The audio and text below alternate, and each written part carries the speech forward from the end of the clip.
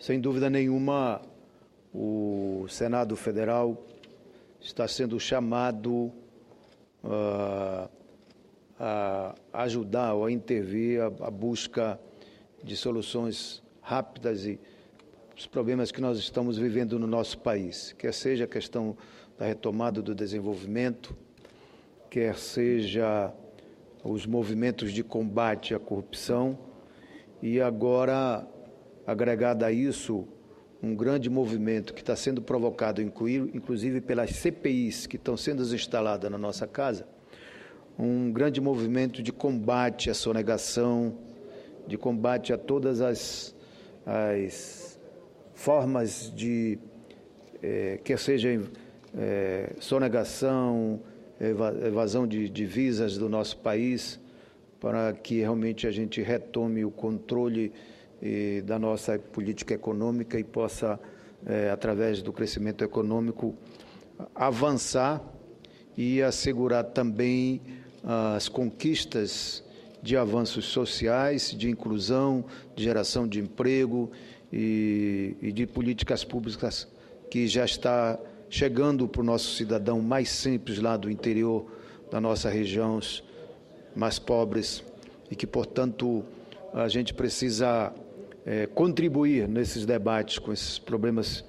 que estão acontecendo no nosso país. É lógico que há uma polarização política, dado a recente disputa política do nosso país. E o governo que aí está e que ganhou as eleições para dar continuidade a um projeto de desenvolvimento econômico, com distribuição de renda, com geração de emprego, de inclusão social e de políticas públicas que vai ao encontro da cidadania do nosso povo, está com certeza a busca de soluções para estes problemas. Não pode os chamados ajustes fiscais, os ajustes econômicos, cair só num setor, o setor mais frágil da economia brasileira ou da sociedade brasileira, que são os trabalhadores. Quer seja as iniciativas das duas medidas provisórias, que envolvem o ajuste fiscal, ou quer seja agora o avanço, através, lá na Câmara Federal, do projeto de terceirização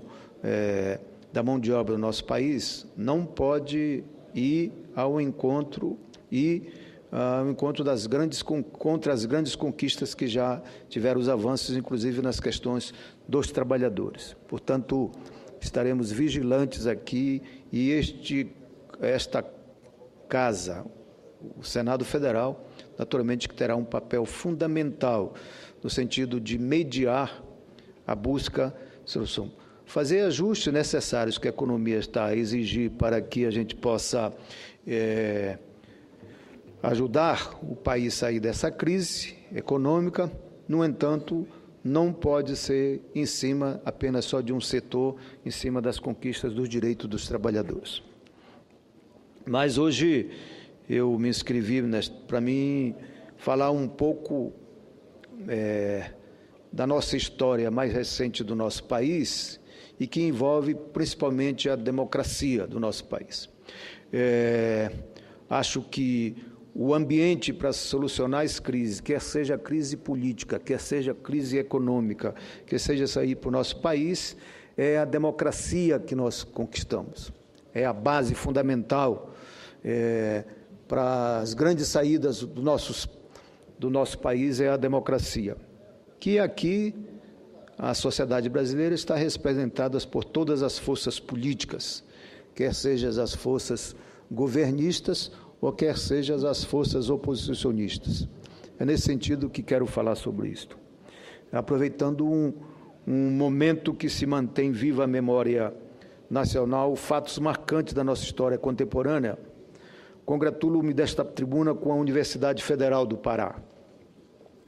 e a Comissão da Verdade do nosso Estado, que realizaram um ato para marcar os 51 anos transcorridos de um dos períodos mais trágicos da trajetória política brasileira,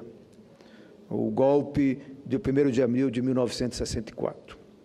Os dois eventos serviram para fazer um reparo às ofensas que foram vítimas centenas e milhares de patriotas brasileiros perseguidos pelo regime autoritário que prendeu, matou, demitiu e censurou e até afastou da vida pública e acadêmica estudantes, professores, funcionários públicos, deputados, senadores, governadores, lideranças sindicais do campo e da cidade, além de militares, inclusive, que reagiram à quebra do regime institucional em nosso país. Considero da maior importância a realização destes eventos para manter viva na memória da juventude a triste experiência da ruptura com a democracia do nosso país. Sobretudo no momento em que algumas pessoas e alguns setores defendem a volta de um regime autoritário. Só quem não viveu esse período de terror pode advogar uma posição golpista e tão retrógrada para o nosso povo. Aproveito para manifestar a minha solidariedade a todas as pessoas, professores, funcionários e alunos da Universidade Federal do Pará, que foram espisionadas, perseguidas, prejudicadas pelo regime totalitário, aos professores e funcionários lesados de suas carreiras, algumas impedidos até mesmo de ingressar na universidade, apesar de aprovados em concursos públicos, e aos estudantes que conviviam com medo, ameaças e até morte, como foi o caso do jovem César Moraes Leite, assassinado dentro do campus da mais antiga Universidade Pública da Amazônia, em Belém do Pará, em 10 de março de 1980. Eu mesmo enfrentei os pesos dos órgãos de repressores do regime militar em fevereiro de 1978. A gráfica que eu dirigia, que pertencia à Escola Salesiana do Trabalho, foi cercada logo pela manhã por os agentes da Polícia Federal que apreenderam a edição do número 5 do jornal Resistência da Sociedade Paraense em Defesa dos Direitos Humanos. Junto com os exemplares, fui levado para as despensas da Polícia Federal, onde permaneci lá por tanto tempo, horas e horas, passando por toda a sorte de constrangimento, naquele período tão obscuro para a nossa democracia. Mas se hoje recordamos os momentos de dores e terrorismo do Estado que vivemos, também é um especial momento de celebrar a luta da resistência de incontáveis paraenses que lutaram e deram suas vidas para derrotar a ditadura. Teve destacado papel nesse processo a Sociedade Paraense dos Direitos Humanos, que ainda hoje mantém vigilante contra toda e qualquer forma de violência, em especial a violência no campo, que já ceifou tantas vidas que lutam contra o processo de selvageria de ocupação da Amazônia. Quero destacar o combate dos povos tradicionais contra a opressão e a ganância dos poderosos, que se arrasta desde o início da colonização portuguesa, quando os índios tupinambás, liderados por Guamiaba, se rebelaram contra o colonizador em 1619, 3 anos após a fundação da cidade de Belém. O mesmo sentimento de reação ao tratamento cruel, desumano, escravizista e de exclusão política e social levou o povo pobre da nossa região a se rebelar e a promover a única revolução que tomou o poder no Brasil em 7 de janeiro de 1835, a chamada cabanagem. O movimento cabano, que celebra 180 anos de história, ainda não conseguiu apagar as formas tirânicas de alguns que tentam eliminar as lutas de resistência e o papel das lideranças que defendem a riqueza da nossa floresta amazônica e suas populações tradicionais, como os índios, ribeirinhos, pescadores e trabalhadores rurais. O assassinato de Chico Mendes, em 1985, no Acre, líder do empate contra o brutal processo de ocupação da Amazônia, chocou a comunidade internacional, mas não foi suficiente para conter a fúria dos que preferem calar a voz dos que lutam por um desenvolvimento sustentável e inclusivo, como foi o caso da missionária Dorothy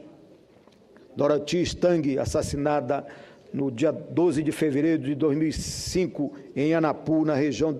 da rodovia Transamazônica, no Pará. O massacre de Eldorado de Carajás, em 17 de abril de 1996, que ressuscitou no assassinato que resultou no assassinato de 19 trabalhadores do Movimento Sem Terra, é outra chaga da nossa história recente que serve para revelar a concentração de terra em nosso país e, em particular, na Amazônia. Esse quadro está na origem dos bolsões de miséria que se formam em torno das grandes cidades por conta da expulsão do homem do campo em direção à periferia das metrópoles. Esses trágicos acontecimentos, senhoras e senhores senadores, representam para todos nós a oportunidade de uma profunda reflexão, o futuro do nosso país, que tem a obrigação de ouvir o clamor dos que vivem na Amazônia,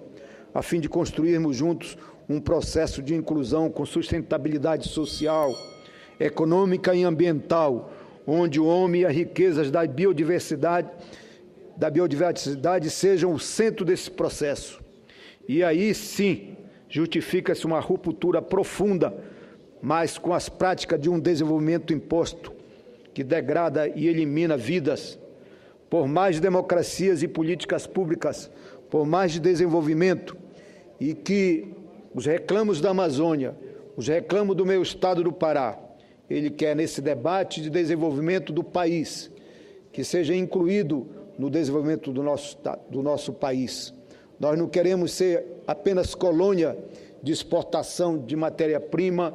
de energia ou qualquer outra exportação que não seja um processo que a nossa região e o meu estado seja incluído no desenvolvimento do nosso país. Muito obrigado, senhor presidente.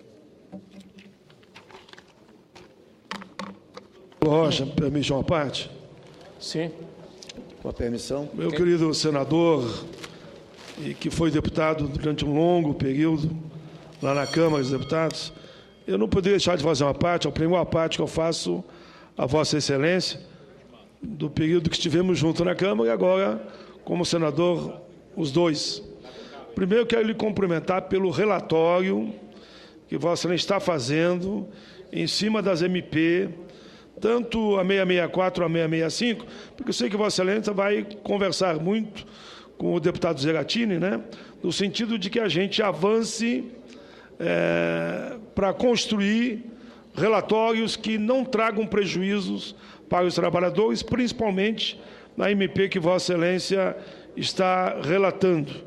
Então, faça essa parte, meio que dando um alerta aos trabalhadores brasileiros. Está na mão de um grande relator, mas eles precisam estar vigilantes, acompanhando, para que o seu relatório realmente busque um meio termo, que não seja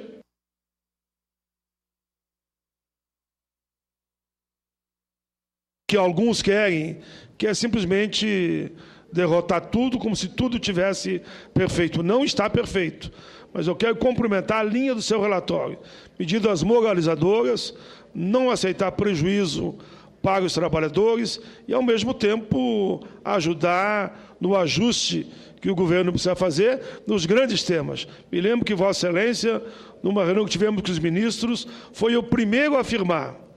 vamos debater também as grandes fortunas, vamos bater o combate à sonegação, vamos debater o combate à fraude, para, com isso, alavancar condições financeiras e econômicas para que o país volte a crescer, enfim, que volte a andar nos trilhos. Por isso eu cumprimento muito Vossa Excelência, sei da sua posição, inclusive, em relação à terceirização, é um debate que vamos fazer de forma conjunta e agora, por fim, faz um belo pronunciamento aí sobre a defesa da democracia, da liberdade e da justiça na linha que eu diria que vai ditadura, ditadura nunca mais. E a nossa juventude tem que saber mesmo, palavras suas aí, o que aconteceu nos anos de chumbo. É uma alegria enorme ser senador ao lado de Vossa Excelência, nessa casa aqui do Congresso Nacional. Parabéns pelo seu mandato. Com certeza, o seu Estado, o Pará, tem muito orgulho da sua conduta como homem público. Obrigado, companheiro Paulo Paim. Tenha certeza, Paim, que na questão da relatoria da medida provisória 665, ousarei, já falei isso inclusive para o meu governo, nosso governo, de que eu vou cumprir um papel de fazer uma proposição que medie a que a gente realmente faça os ajustes necessários para a economia voltar a crescer, mas que não seja sobre os ombros e os sacrifícios e as conquistas dos trabalhadores. Muito obrigado, presidente.